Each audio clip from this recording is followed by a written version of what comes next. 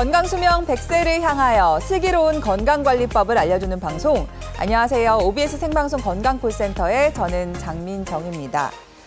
7월의 첫날부터 푹푹 찌고 있습니다. 문제는 지금부터 본격적인 폭염이 시작이라는 점인데요. 여름철에는 땀도 많이 나고 실내외 온도차가 크기 때문에 척추 건강에 적잖은 부담을 줄 수 있습니다. 특히 허리나 다리에 저리탐이나 당기는 통증이 있다면 단순 피로가 아니라 문제가 있는 것일 수도 있습니다. 척추 건강을 지키는 지름길은 올바른 생활 습관과 또 조기 진단이라는 점 꼭 기억해 주시고요. 생방송 건강콜센터 오늘은요. 무더위에 더 심해지는 허리 통증, 척추 질환 치료법에 대해서 알아볼 예정입니다. 생방송 중에 여러분들 직접 궁금하신 점 문의해 볼 수 있는 시간도 마련하고 있습니다. 시청자 참여 방법부터 안내해 드릴게요.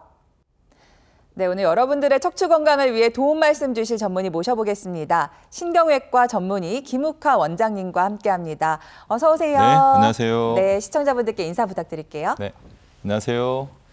여러분의 척추 건강 지킴이 김욱하입니다. 장마가 끝나고 무더위가 시작되었습니다. 이런 날씨에 야외 활동하실 때에는 수분 섭취를 미리 충분히 하셔야 된다는 점을 꼭 명심하시면 좋겠습니다. 전 오늘 방송을 통해서 무더위에 심해지는 척추 관련 통증을 해결하는 치료법을 여러분에게 전해드리겠습니다. 네, 오늘 김욱화 원장님과 함께하면서 방송 보시면서 궁금한 점 생기시면요. 아래 나가고 있는 번호로 연락 주시면 되겠습니다. 자, 지금 시원한 물 한잔 하시면서 방송 함께 하시면 좋을 것 같은데 오늘은 척추 건강에 대한 이야기를 나눠보려고 하고요. 원장님 먼저 척추가 어떤 구조로 되어 있는지부터 좀 살펴볼까요? 네, 척추는 경추와 흉추, 요추, 천미추 총 33개의 뼈가 차곡차곡 연결되어서 인체의 기둥 역할을 하고 있습니다.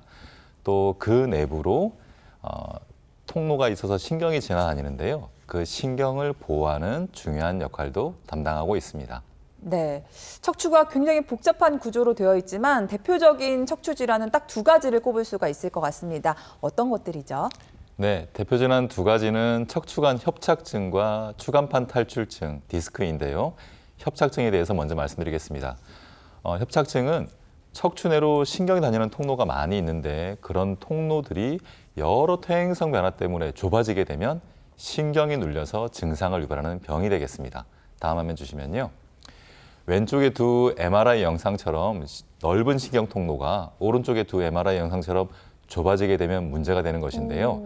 특히 허리 협착증의 경우에는 걸을 때에 허리와 양쪽 엉덩이, 다리가 당기고 아파서 걸음이 점점점 힘들어지는 그런 병이 되겠습니다.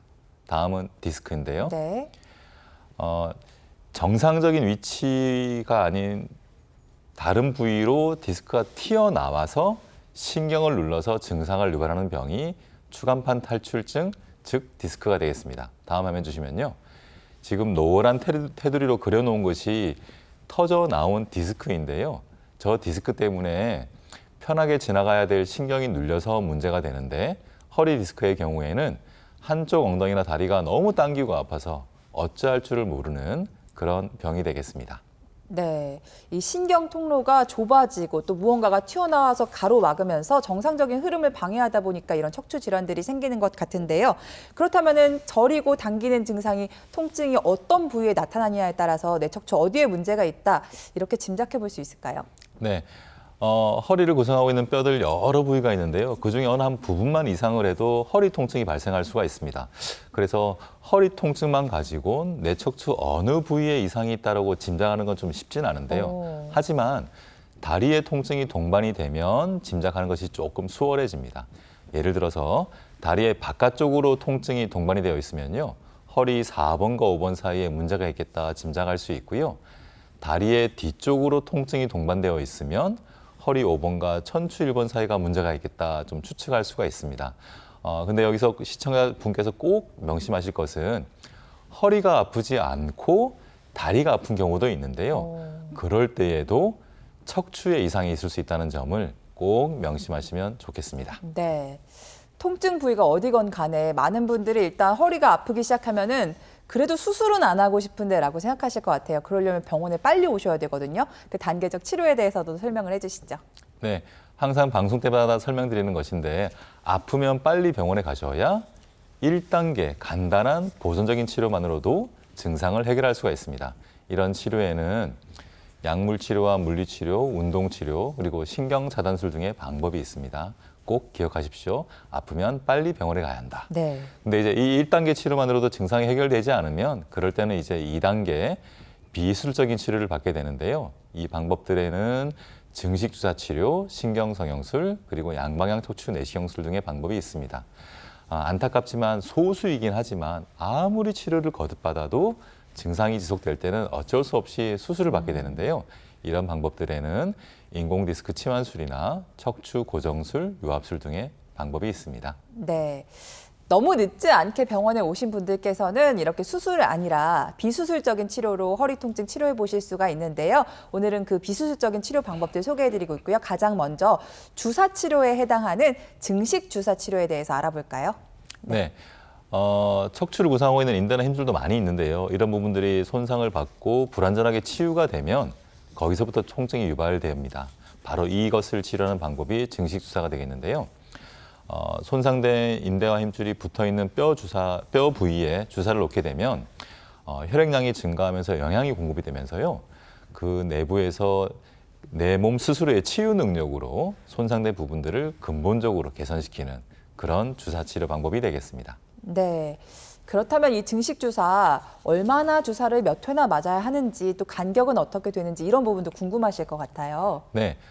증식 주사를 투여하게 되면요. 처음에는 염증 반응이 일어나고 그 이후에 이제 내 몸 스스로의 자연 치유 능력이 발휘되면서 이제 회복이 되는데요. 이 과정을 한 달 정도로 보고 있습니다. 그래서 보통 한 달 간격으로 6 내지 10회 정도 주사를 하고 있습니다. 네. 한 달 간격으로 한 6번에서 10번 정도 맞으시는 증식 주사 치료. 또 이 밖에 어떤 특징들 갖고 있을까요? 네. 주사만을 이용하기 때문에 간단하면서도 흉터가 없고 안전한 치료 방법이 되겠습니다. 그리고 중요한 건 근본적으로 내 몸 스스로의 치유 능력을 이용한다는 점이 중요하겠고요. 그리고 척추뿐만 아니라 여러 관절 부위에도 쓰일 수가 있습니다. 6 내지 10회 정도 치료를 하게 되는데 누적적인 효과를 통해서 치료 효과를 극대화하고 있습니다. 네, 일단 간단한 주사 치료인 만큼 많은 분들이 관심 가지실 것 같은데요. 실제 치료 효과도 궁금하시죠? 사례를 통해서 살펴보도록 하겠습니다. 60대 어머님의 사례가 준비가 돼 있는데요. 한 번씩 통증이 심해지면 며칠씩 누워 지낼 정도로 아프시다는데 주사 치료로 가능할까요? 네. 그렇습니다. 화면에 보시는 것과 같이 이제 61세 어머님이신데요.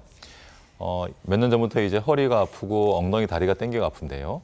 정말 이제 통증이 심할 때는 아무것도 못할 정도로 그런 네. 상태였습니다. 자료화면에 보시는 것이 이제 허리 MRI가 되겠는데요. 그런데 이상하게도 디스크나 협착이 이렇게 심하지는 않은데도 불구하고 증상이 있어서 어떻게 치료해야 하나 고민이시던 분인데요. 일반적인 치료를 받아도 호전이 없어서 고민 끝에 증식 주사 치료를 받게 되셨습니다. 저 척추를 구성하고 있는 인대나 힘줄을 이제 근본적으로 개선시키는 방법의 치료를 받게 되신 건데요. 치료가 한 차례, 두 차례 거듭되면서 정말 통증이 많이 개선되었고요. 지금은 6회 치료가 종료된 이후에 처음 느끼던 그런 통증이 거의 대부분 사라진 상태로 건강하게 일상적인 활동을 하시는 그런 사례가 되겠습니다. 네, 이렇게 증식 주사 성공적인 치료 사례까지 만나봤습니다. 아마 허리 저리고 당긴 분들 굉장히 많으실 텐데요. 잠시 허리를 굽히면 통증이 괜찮아진다고 해서 또 앉아서 쉬면은 괜찮아진다고 해서 치료를 미루서서는 안 될 것 같습니다. 이게 다 척추관 협착증의 한 증상일 수 있거든요. 이런 분들은 오늘 저희 프로그램 쪽으로 전화 주셔서 함께 치료 계획 세워보시면 좋을 것 같습니다.